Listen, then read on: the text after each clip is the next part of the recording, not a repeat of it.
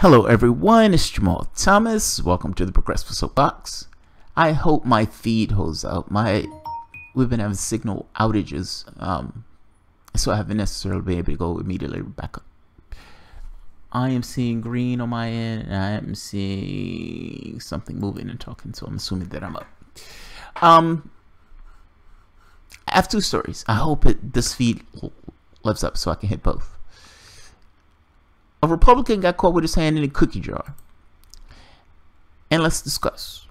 Representative Tim Murphy, popular with pro-life movement, urged abortion in a fair, text suggests. Ooh, this is the Post-Gazette. Tim Murphy wouldn't have even touched my radar in normal circumstances.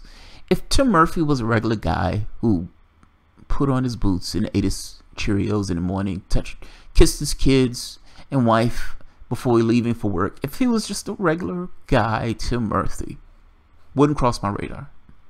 Him getting his Peter wet on the side, that's between Tim Murphy and the person who's wetting his Peter. Unfortunately, for Tim Murphy, in some respect, he's a pro-lifer, meaning he's one of those guys who wants to stick his nose in the business of a woman and her decisions that she wants to make with her body. Now, it's okay if you hold that stance. Fair enough, I disagree with you, but if you hold that stance that, look, I don't think women should get abortions, period. I'm a Christian. God tells me that this is wrong. God damn it, I don't believe in it. I don't believe in it. And I want to stop other people from doing it. If that's what you believe on a guttural level, God bless. I disagree with you, but God bless. There's a problem though, dude. If A, you break one vow and decide to get your Peter wet on the side, which is what was taking place, and B, you're telling the person who wet your Peter after your Peter wasn't necessarily covered in the way it's supposed to be covered, that you should get an abortion when she brings up the fact that, holy shit, I think I'm pregnant. Oh, we have problems. We have problems. The beauty of this is the person that he's having this conversation with is a psychologist. And she takes issue. Whoa, this story is awesome. She takes issue with him saying he's pro-life on one stance, and yet he's telling her to get an abortion. I love the story. Because to me, the story is this thing of, look, it's one thing to say something in the abstract. There's another thing to have to deal with it as an individual, meaning person to person. As a person, people, look, society wants to pretend as if kids are these bundles of joy sent by God, and if you don't necessarily want to have one, then something's wrong with you. Society is wrong. Society is insane. Kids are not bundles of joy. They're responsibility, and they're things that need to be dealt with. They're expensive. They're things where you have to occupy your attention. Their hands are always sticky. There's a series of other things that I could go on with regards to problems with kids. I don't think it's crazy to understand that and acknowledge that. That yes, I understand some people want to have kids and they think kids are fucking awesome, but at the same token, recognize what kids actually are. And in this situation, this man is cheating on his wife, and the last thing he wants to bring into his world is a kid that's looking at him calling him daddy that's not coming from his wife's vagina. It is a problematic scenario. Get an abortion! God damn it, I'll pray about it. I pray for forgiveness the next day, but I need you to get an abortion. Wow, I love it. I love it. This is not just him, by the way. This is just people. Like, yeah, it's just people. I don't. There's nothing else to say about it. It's like we look at this and say, yes, I'm pointing my finger at him because he himself is getting involved in other people's decisions on whether or not they can have an abortion. He's fighting on the other side of this. Now, if you're fighting on the other side of this, but you're perfectly willing to tell one person to get an abortion when it has something to do with you, then yes, you should be called out by both sides. You should be called out by both sides. That being said, as human beings, just as human beings, there's a certain current that we ourselves end up into, if I'm saying that right. Some people are more ideologically bent in a particular way. And oftentimes that ideological bend goes as far as reality. Meaning he is perfectly okay with this in the abstract. In the real world terms, when he has to actually deal with the reality of those things, he buckled under. That's called being a person. That's called being a person. You shouldn't have those ideological lines in the first place. Those things are false. They're not real. So right off the bat, the problem is not necessarily the fact that this person is getting an abortion. The problem is the way that you're seeing that abortion.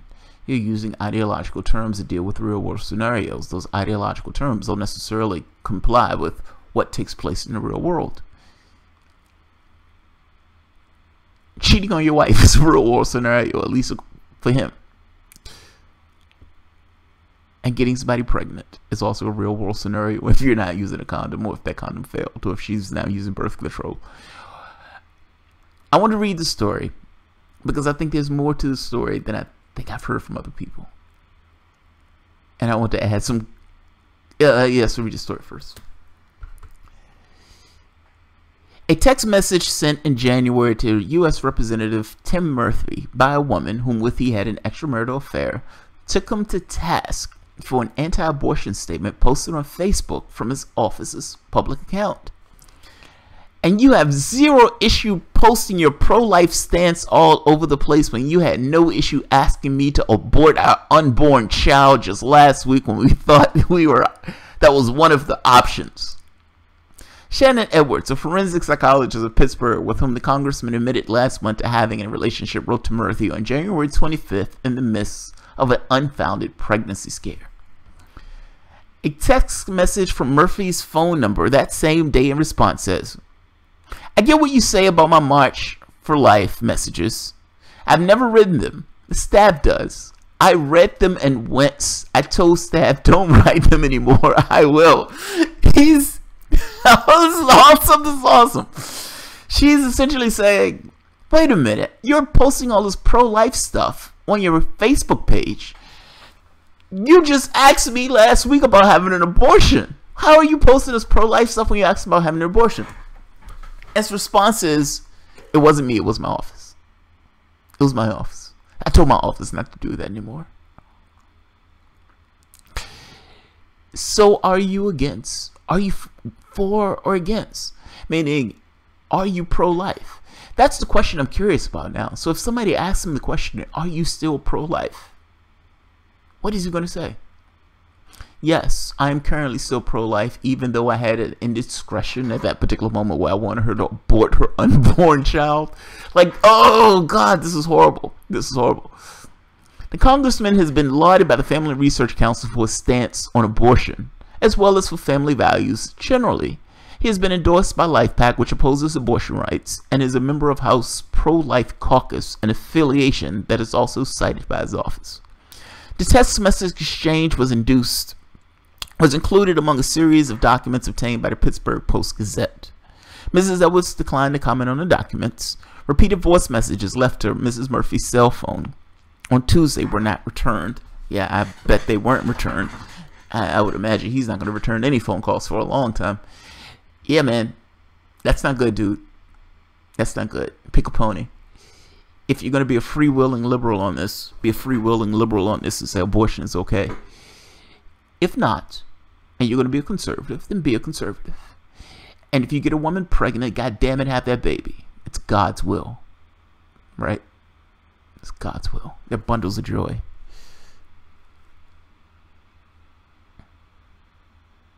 More accurately, it's being called a hypocritical person. Yes, a hypocritical asshole. Yes, that's true. He is out here fighting to take abortion rights from other women. But he would like to reserve the right for himself when he's cheating on his wife and he gets the woman pregnant. Good job. Good job. Good job. Except when I'm cheating on my wife, yes. Yes, I guess he is. That's amazing. This story is amazing. This story is absolutely amazing. Red economics. Every sperm is sacred unless it's Tim Murphy's sperm and his mistress's egg. I love that one. That's awesome. Every sperm is sacred except when it is mine inside the vagina of another woman. Yes. I would imagine so. I would imagine so. That's brutal. Oh, that's brutal and so true. That's brutal and so true. You know, the thing is,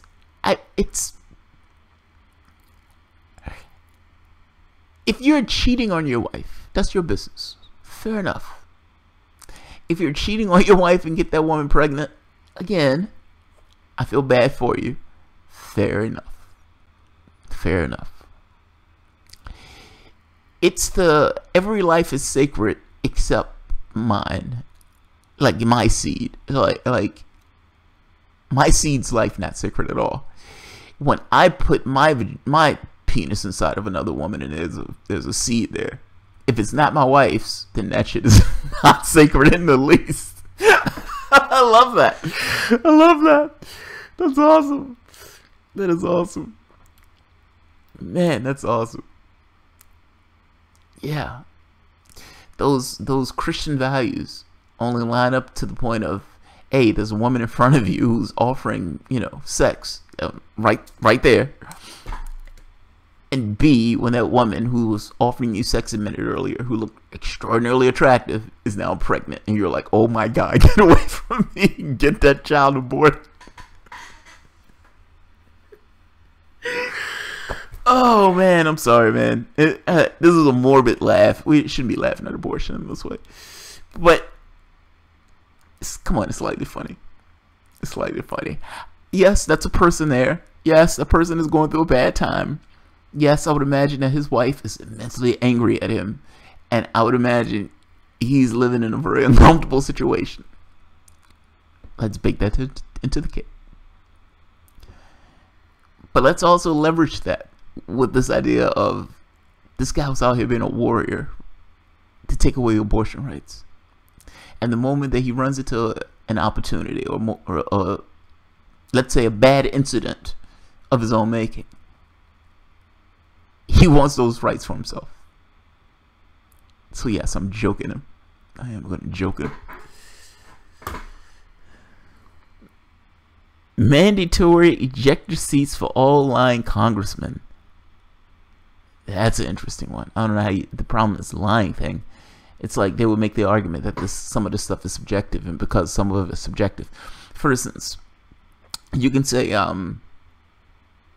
like a Republican would say, look, us doing this is going to make more money available and is going to increase the amount of freedom that people have in the United States. Now, the question becomes, what do they mean by freedom, and what do they mean by, you know, more money available, and et cetera, et cetera. You have to pick each word apart because they're going to have a different meaning for it than you are. But they would say that, look, my meaning is just as valid as your meaning, even though my meaning in no way, regards to actual reality. Semantics is a problem with that language. It's a problem with our language. If they do prohibit abortion in the United States, they'll start sending mistresses to Europe for surgeries, or Canada for that matter. Yeah. I mean, the problem is the people who can't afford it. Like, because think about it, man. If you're in a bad situation, the last thing you want to add to that situation is a kid. And how is that kid going to grow up? And what are the problems that are going to be associated with that kid growing up in desperate poverty, et cetera, et cetera? Like, I don't think these things are beneficial to your society to allow them to persist. That's all. The United States does not have a good social safety net. That social safety net would allow people to fall through the cracks all the time. You have half of the country in poverty. It's like, what are you trying to add to that mix? And this guy, Republicans, are all in on this thing of, we don't want people to, not have abortions, or we want to get rid of abortion. At the same token, we don't want to deal with the people once they're here. So yes, we want you to have the kid. No, we don't want to deal with the kid when it gets here. You can't have it both ways. Or at the very least, you can't have it both ways and have a society that's somewhat cohesive and not crime-ridden. So yes.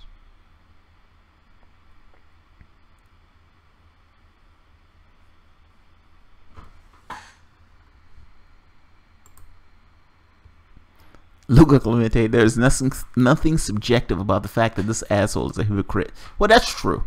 That's true. He is a hypocrite. That's a flat fact. There is no greater flat fact in the world than Tim Murphy being a pro-lifer and having sex with a woman, having an extramarital affair while he's being, just kind of right-wing religious zealot. Pro-lifer up until the point in which, oh my God, I think I got this woman pregnant. I need you to have an abortion. I understand I was pro-lifer. I pray for forgiveness tomorrow. I need you to have an abortion. Yeah. That's called being a hypocrite. Yes, that is. You're pro-life until the baby is born. Yes. Yes.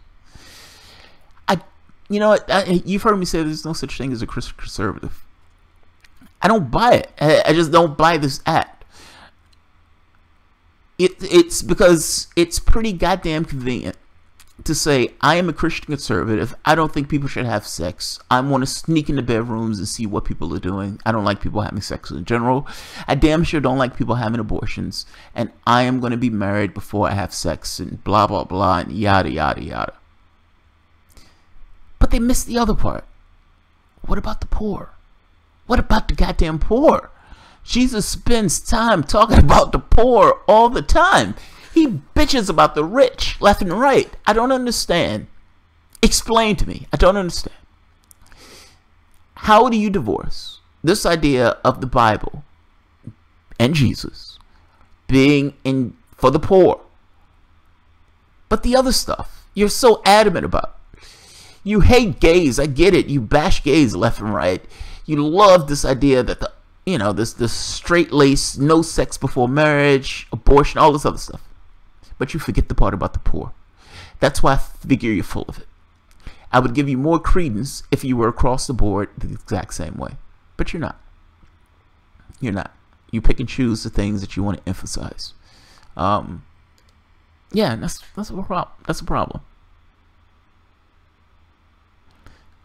That Tim definitely doesn't want to pay for babies, or anyway, he doesn't want to pay for his own either, for that matter. He'd pay for that abortion, though. Jesse Ventura calls him pro-birth. Once the baby is born, life or death. Yeah, I like that. Pro-birth. Pro-birth. Let the baby be born. I don't have anything to do with it after that, but let the baby be born. Yeah, that's great. That's great. Pro-birth. That's funny. That's exactly what it is. It's just insane. I don't understand why the media lets them get away with it. You would think that every newsman in the world, the moment that these guys would say they're, pro-Jesus and pro-marriage and no sex before marriage and all this other stuff, that they would start asking them questions about the poor. Look, I looked at your budget, Paul Ryan. Do you honestly believe that Jesus will approve this budget? Hey, do you believe that his emissary, the Pope, would approve this budget? What about the poor? What about the goddamn poor? It doesn't come up. The media doesn't care. It's almost as if they believe that the personalities that these guys say they're espousing is somehow indicative of some reality. Does Chuck Todd honestly believe that Paul Ryan is this religious zealot? And that Chuck Todd understand that the Bible, for the most part, particularly when you're talking about Jesus, focuses on the poor? And how the hell does Paul Ryan do a budget in that way with the exact same time he's calling himself this kind of religious zealot of sorts?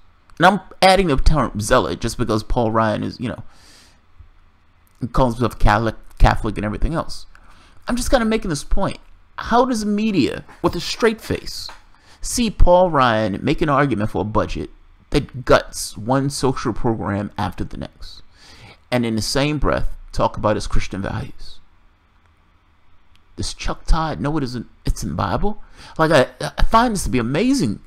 One guy after the next will have this conversation with Paul Ryan, and they would just kind of say, or just assume for the moment, that this guy is some kind of Christian conservative.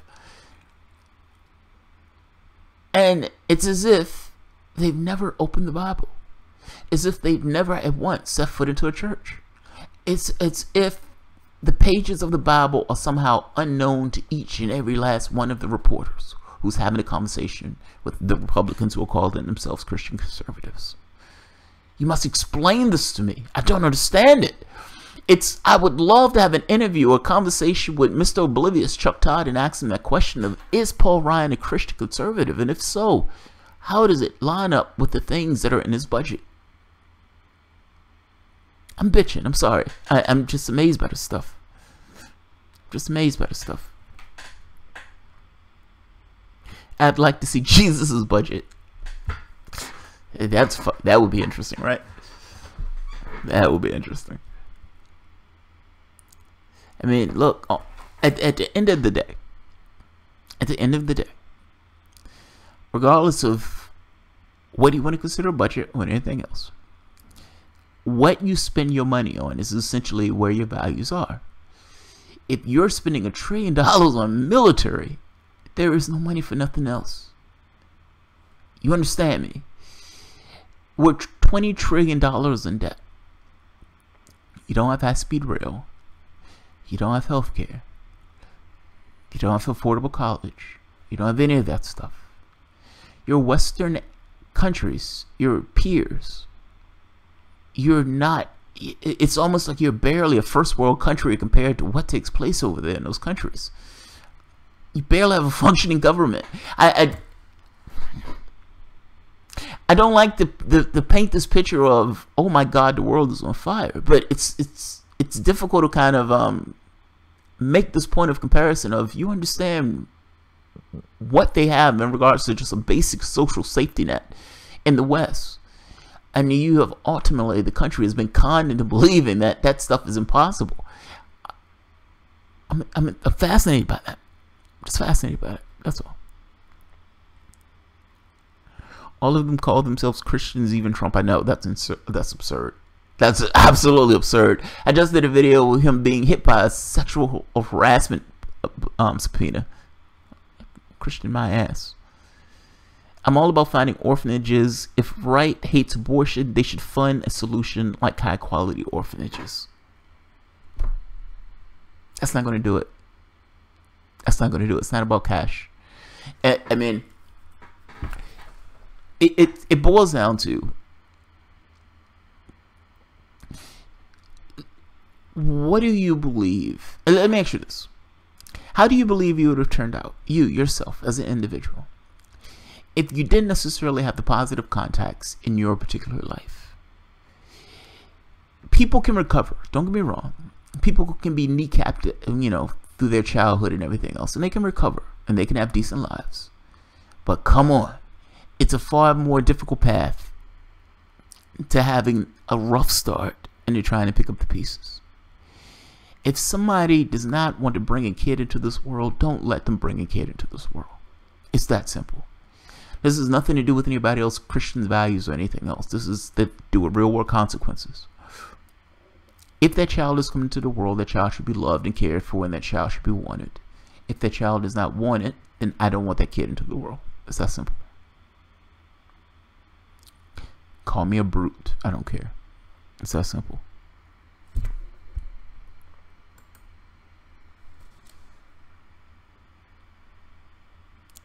Nobody loves Jesus more than Trump. Believe him. Civil disobedience. LOL. Vermont Breadsmith Bigley.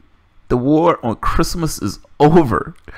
Merlin, we're a third world country now. You should see the homeless here in San Diego, with the city needing to hose down the streets trying to fight a hepatitis A epidemic.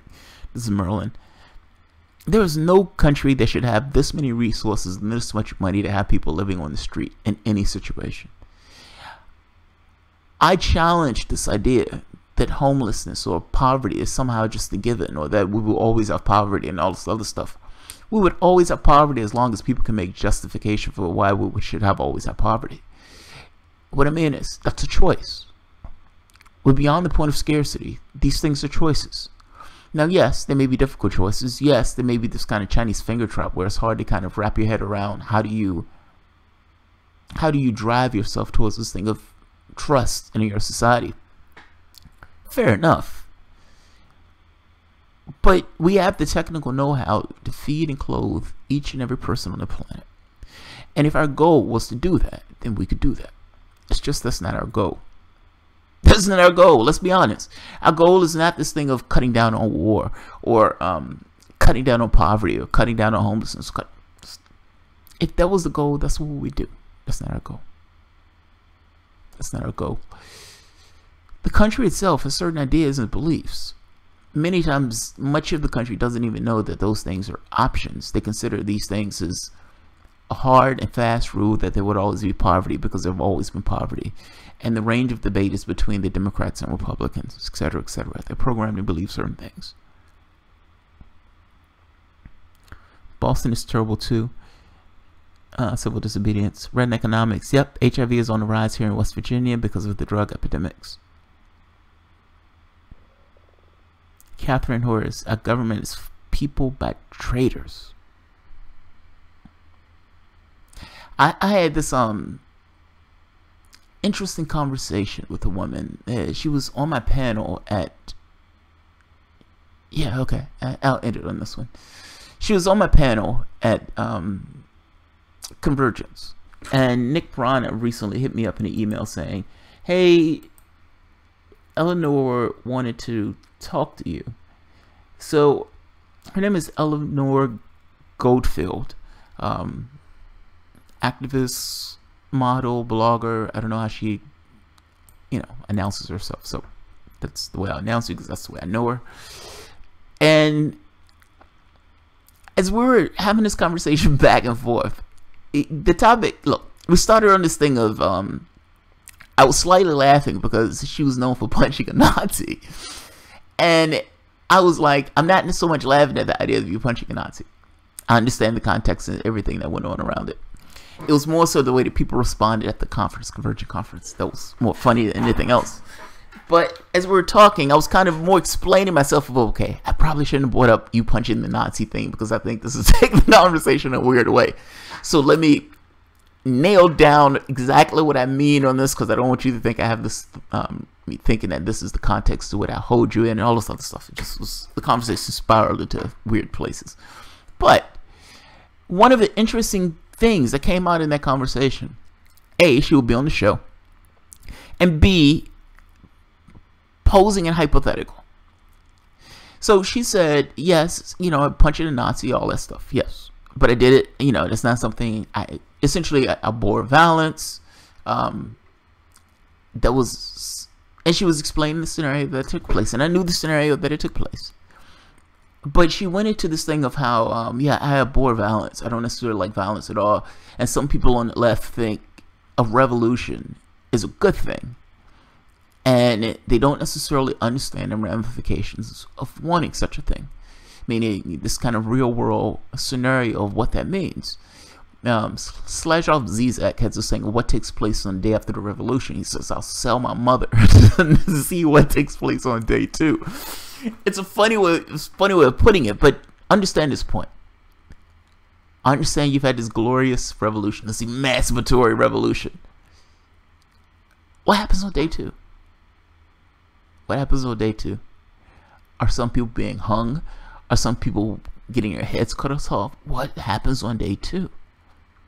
Do you believe that everybody will go about their way and start working their jobs again? And if so, did you have a revolution in the first place?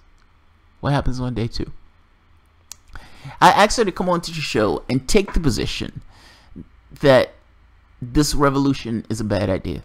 And I would take the position that it's not a bad idea. I would take the position of the revolutionary in this case. Now, I agree with her. I don't like this idea of, I think revolutions are unwieldy and uncontrollable, and every revolution I've seen has turned out unpredictable. I'll put it that way. Let's put it nicely, unpredictable. But just for interest of argument, I'd hold the position. I'd take the position. So I'm bringing her on the show, and it's going to be a slight debate. It's not really a debate, but it's a slight debate with me taking the contrary position. For the moment,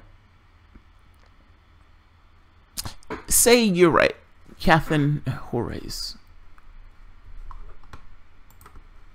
What was the line? What was the line? Our government is run by traitors. I think it was something to that effect. Okay. Your government is run by traitors. Fair enough. What's your solution? Now, I'm not asking you for a solution in the sense of in the short term. I'm just saying, if it's true that your government is run by traitors, and your federal government, for the most part, you look at this and you say to yourself, and you can be, look, as a flat fact, they take large amounts of money, and if you look at the scientific data, they lean towards the people who are giving them those large amounts of money. That means that the apparatus that we've used for politics is no longer in the hands of the regular public. It's in the hands of essentially this oligarch, this elite, this established order of things that is untethered from the public itself. I hold that to be somewhat of a flat fact. And I defy anybody else to argue that against me. You would lose that argument in a heartbeat. I just don't think the data is on your side in the sense of, I just don't think the data is on the side of people who are saying that, no, the apparatus does respond to the American public and everything else. I think if you have a large segment, if you had millions of people who are lined up for a particular side, then yes, they may pull on your particular side. But just under the normal workings of things, you have an apparatus that is no longer tethered to the public itself, which means you have a fundamental problem. Your political apparatus, the entire point of government was supposed to be people giving up certain rights in order to kind of give a certain amount of stability in the society itself. If that apparatus itself is no longer tethered to the public itself,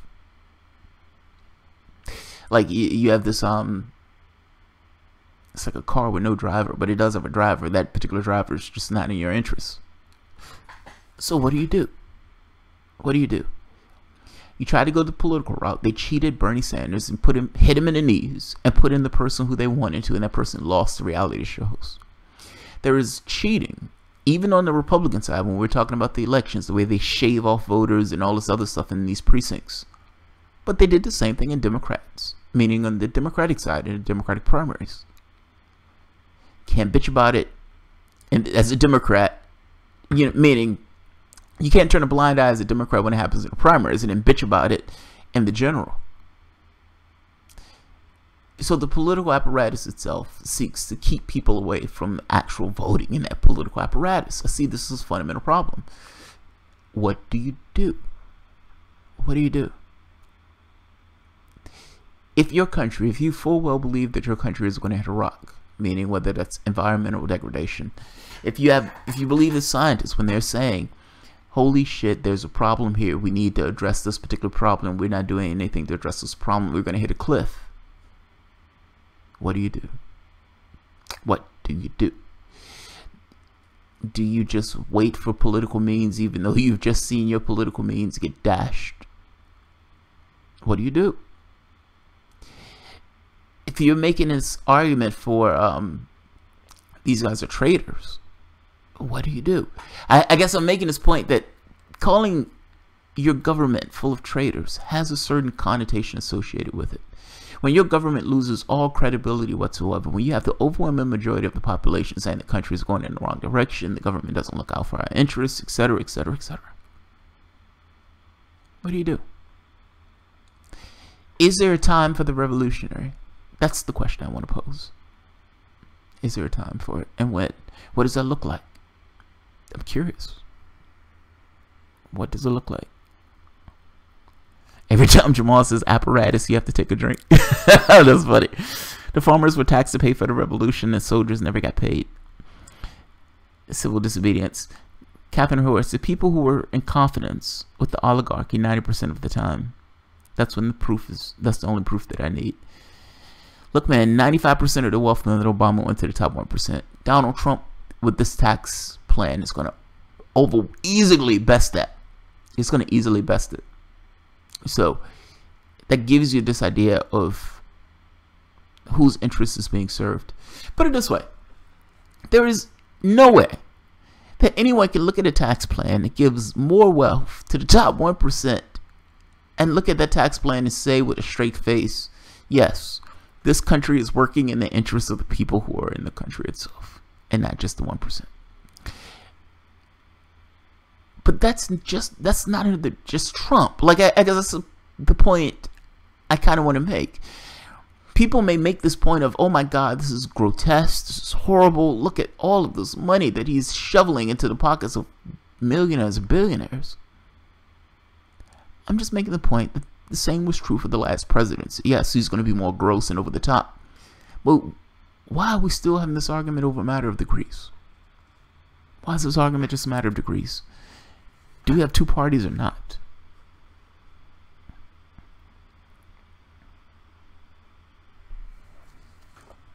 Civil disobedience. Our currency is seriously in trouble too. I've seen the thing with other countries. I think it was China getting rid of or finding an end around of having the United States dollar as being the world reserve currency. Yeah, we've used our economic power in unsavory ways, and using that power in that way has led to countries trying to find ways around it. So that's on us. Catherine Horace, well, yep, while you're fighting 8 wars that would collapse our country, I fear. Well, I mean, it boils down to how are you spending your treasure? Honestly, that's what I think we're talking about. If you're spending that much money abroad, Jesus Christ, what are you using at home? And when you have your infrastructure crumbling and everything else, and you have $20 trillion in debt, and Republicans are talking about tax cuts. I just don't see how that's a functioning government. That's all. That's all. Tikalak, so would you call yourself a solutionless on that last subject? No, I wouldn't call myself solutionless. I guess I'm making the point that if we're using inflammatory language like traitor or all this other stuff, and look, there's an argument to be made for it.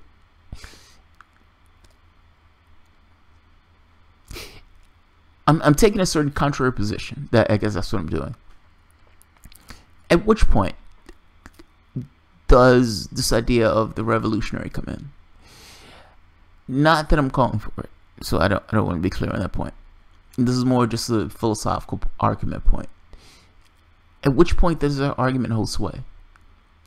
And if the case is it never holds sway, then man, that you lose something in that. That's all. I would imagine at some point that conversation needs to be had. I guess the question becomes, at which point does that conversation need to be had? That's what I'm getting at. Solutionless? No. So I am not of the mindset that the political apparatus is entirely broken. It does respond to things. It just responds to numbers.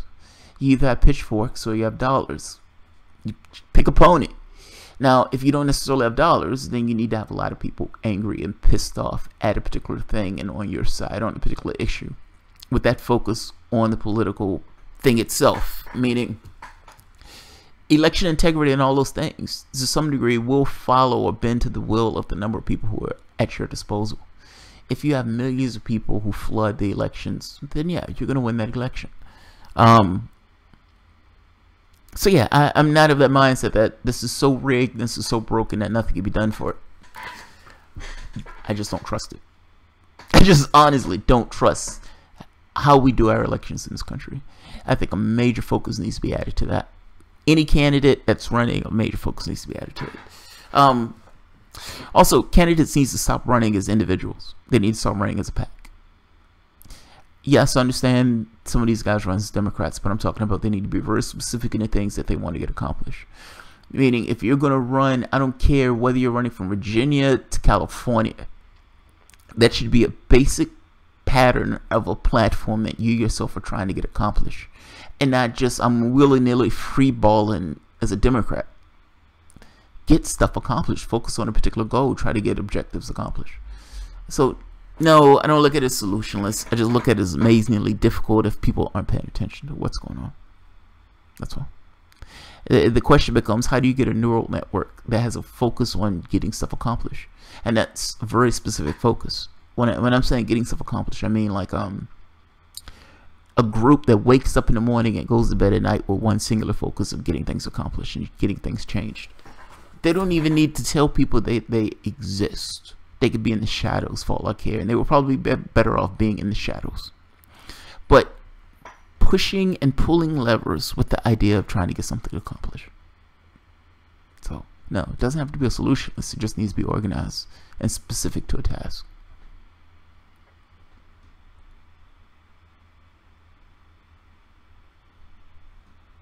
Maryland, we need to get rid of those electronic voting machines. We should all do it like Oregon, where everyone votes by mail. I think what you're saying is paper ballots, and I agree with the paper ballots. Voting by mail, I don't know how that helps you on that point.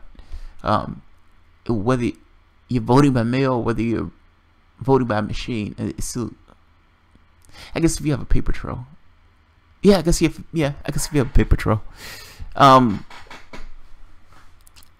Yeah, I agree. I don't want to pay attention anymore. I want to be ignorant and bliss back. Well, not really. We just love to break for a few days. Rebel Cage Rattler. Take a break for a few days. Trust me, it will be here when you come back. Trust me, man. Yes, I understand this thing of I want to be blissfully out of it. Fair enough. No standing in line for hours. Civil disobedience. The only way to deal with corporations would be to try to empower the government and get positive things accomplished. Yes, under normal circumstances, the state apparatus itself is the one that's more responsive to what the public wants. That's true. Corporate power, for the most part, is private interests. Regular people don't necessarily have sway.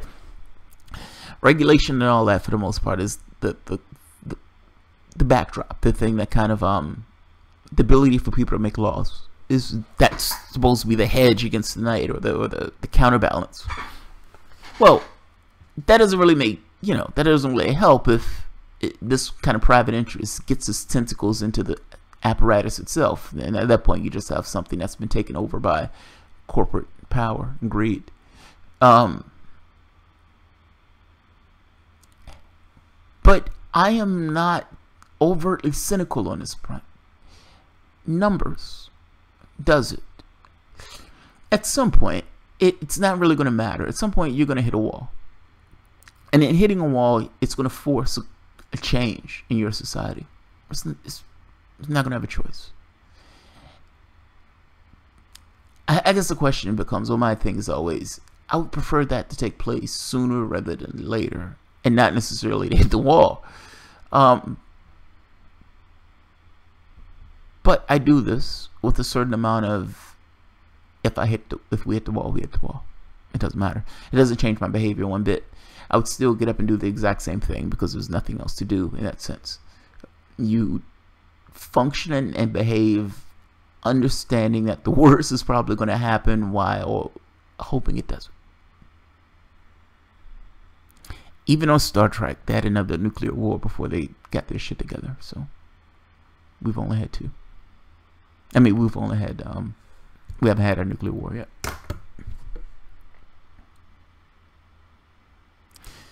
Zox Ox Avux. Hedges talked about being burnt children when looking at it in one of his lectures. What is it, being burnt children? Shit, man. Look at Clemente. I'm not saying I know what you know. Just step away for a while and recharge your batteries. Yeah, there's that. I take it from Sadhguru, and I take this because I actually agree with him on it, and I think it's a good policy. There's a lot of bad shit in the world. There's you look in any direction and you find it. There's a lot of bad shit in the world. Your power to do anything about the bad shit in the world is somewhat limited by the number of people who are there with you to try to help you to change that bad shit in the world. Now, the question becomes, are you going to get yourself bent out of shape for the bad shit in the world? Or are you going to maintain somewhat of an even keel? Whether you get yourself bent out of shape or whether you maintain somewhat of an even keel, the bad shit in the world is still there. Doesn't change it one iota. Your personality on this, meaning how you internalize this stuff, in no way changes the external scenario or situation. It's just one more miserable person in the world. This does not always help me, if I'm being honest. But it does help me when I'm feeling too tethered, if that makes sense. It doesn't always help, but it does help sometimes. And the perspective, I think, is right. I am not as joyful as Sadhguru. I'm not as joyful as Sadhguru. And I gotta be honest, my empathy does tend to, yeah, I do tend to internalize some of this stuff. It just depends on what it is. But that's a good lesson, or that's a good practice that I try to keep my head around.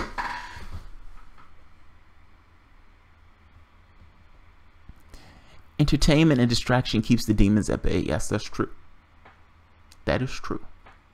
If you know you can play your Xbox for a period of time, if you know you can go on vacation, if you know you can, on the weekends, play around, then yes, you become less adamant about whatever takes place during the course of the regular day.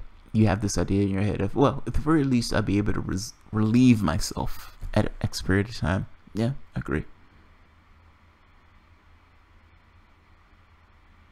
Even the dollars thing troubles me. Tim used religion to win people over. Well, yeah, I mean, look, religion is like anything else.